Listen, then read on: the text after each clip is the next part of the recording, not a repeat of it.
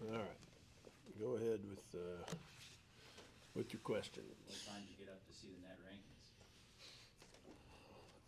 I was up. I didn't check it until I think it was like 6:34 ish, or 5 or 6 or 7 when I checked it. I was up well before that. Waiting, yeah. That was about that time. That was about 5. Yeah, yeah. I check it pretty much every morning,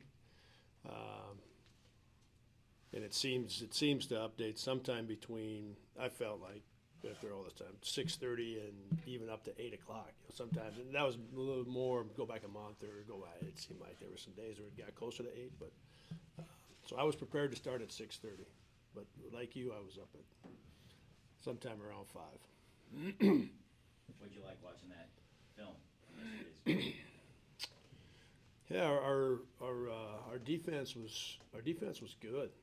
We had some really strong individual defensive efforts and possessions, right? And Xavier Johnson forces that onto you.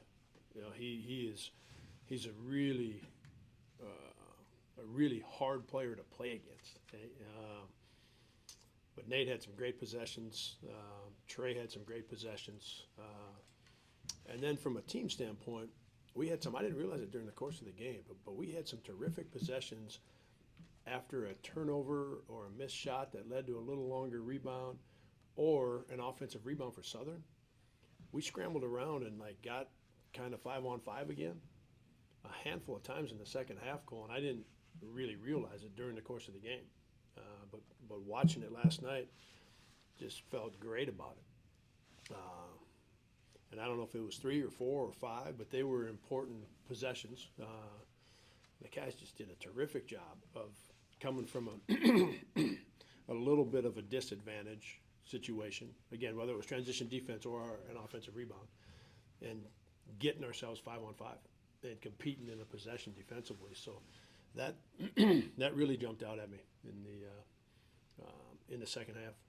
Given the importance of that game to the point where it was almost a postseason game, did you kind of get the best of both worlds where you're getting the bye now, but you also got to start postseason a game early?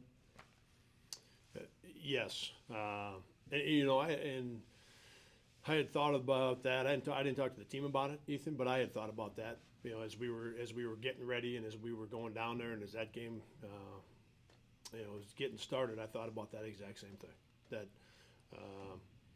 this is really the start of postseason for us. So I do feel like we got the best of both sides of it. We got to play a game at that level of intensity. Now it's going to get ramped up one more level. We know that, right? From being down there, and so there's going to be another level of intensity. Right?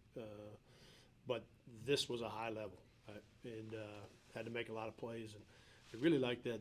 We were able to do the 3 things that we've talked about a lot for 3 weeks. You guys played really hard. We got some transition baskets by playing fast, and we had a lot of guys. Same thing, right? A lot of guys on the bench, same as we've done, right? The rotation was good. Guys played minutes, so able to do all those things and beat a really good team on their home floor. Yeah. What can that do for you going into March Madness, where the bye, what it does for you is pretty obvious, but having that kind of game? Yeah, confidence. I think confidence from our standpoint, and I've got a ton of confidence in our guys, right? It doesn't mean that when they play well, I don't gain more confidence, right? So confidence for me, our staff, most importantly for our players. The confidence for guys individually, and then more important than individually, the collective confidence, the togetherness, the toughness of the group. I just feel like we took a good step forward in those areas, and that's a great way to go into the week.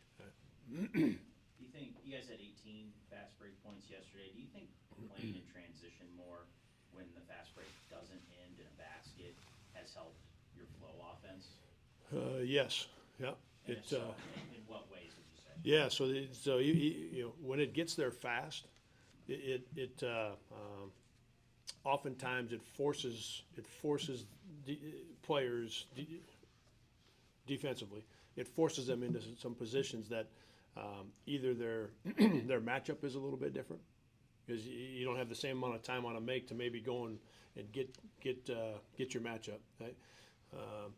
So now when you go to that first action, when it gets to Huddy, Cole, Titan, when it gets to them and we start into the base offense, guys may be on a different player. Right? So then they're trying to figure out how to get switched back, or they haven't repped it in practice as many times. Okay, so that's one. And then the other part that the guys have done a much better job of is making that happen faster. Right? Because even if they get back and their matchups are right, if it happens fast enough, you've just gotten back, and now the ball's gone to them, and all of a sudden here comes a pin down, and you're chasing up. When it happens with that kind of pace, when that switch happens that fast, what I talked about with the guys a lot yesterday was constant pressure, and that maybe is the best way to condense it down to answer that question, Cole. Is when you get it there fast, the pressure starts immediately, and then when you get it into your base offense, when you make that switch and you make that happen quickly, right, the pressure stays, right? So constant pressure is what I talked a lot about yesterday with what you're talking about, the fast break points, and if we don't get them, we want to get it there fast. Okay? The ESPN Plus crew made a comment during the broadcast that kind of got me thinking. They said Bowen probably loves seeing RJ come in because of how much of a hound he is on defense. Yeah. What kind of relationship do those two have? Yeah, I think it's great. I do, and we've done more scrimmaging in the last 3 or 4 weeks, right, at practice, so they've gone head to head more, right? The fun part about that for me as a coach is they're both competitive by nature, right? So they go at it pretty good in practice, and I know they get along great, and also know that they've got a lot of respect for each other because of that competitive nature. So they really go at it when we practice, right? And I think so when Bo's in and RJ, you start the game with Bo's in, I know RJ's really pulling for him, right? Because they've gone at it in practice. And the same thing when RJ goes in, I know Bowen's really feels good about who we've got out there because he knows he's going to compete like crazy. You mentioned also with your post game with J-Dub that felt Bowen looked as good as he has this year. Yesterday. Yeah. How much of that was those scrimmages with RJ? How much of that was getting more confidence as the team has played better? Yeah, I think those things, and then also we've shortened up a little bit with our practices. Done some things to give Titan and Bowen a day off here and there. Once for sure, right? A couple days ago, had Trey sit and just get a little bit of rest. So I tried to be real mindful of that. And so with Bo, just a little bit shorter at practice, doing enough so he's in there, but getting him out of there so that he can be fast when we play. Right? His speed it's hard to deal with. Right? In order to do that and to do it for stretches in the game, for long stretches, he's got to have his legs under him. So it would be the two things you mentioned, Ethan, for sure. Right? The confidence that the guys have, and that's filtered through the team. But also just trying to make sure that our practices are a little bit shorter, and getting him Titan. Nate was out when he was had the ankle, so that gave him a couple days. Trey, the heaviest minute guys, just trying to get them some breaks or have them sit a day of practice. Kind of off of that, all the years where less teams were playing on Thursday in the conference tournament, and then with having the benefit of the bye, do you have like just a blueprint that you go to in this scenario where you're not playing on Thursday, where this is what the calendar is going to look like this week in terms of practice, travel, logistics? Oh, yeah. We've kind of gone to when it's been a Friday. We've gone to not doing much. We're off today, and doing very little tomorrow. Weight room, and then walk through some things. Right, just enough to get a sweat and a little bit of workout tomorrow morning. Right? And then have breakfast and get on the bus and get down there. And then we'll have our practices Wednesday and Thursday when we're down there. No. Anything in particular that you're wanting the team to work on this week? Oh, we'll do, the 2-3 days leading into Southern. We spent went back, and I might have mentioned it. I don't know if I did or not. But went back to some breakdown drills blockouts, free throw blockouts, some crackdown blockouts, some rotation stuff in the kind of 3-on-3 situations. Kind of 3 of our 4, staples, if you will, of drills that we do September, October, November, December. Shorter, but doing those kinds of things. Right? So we'll get some of that Wednesday and Thursday, right? Making sure we cover those parts of it. You think doing some of those drills from early in the season kind of maybe in a way can make the guys have fresh eyes about the postseason?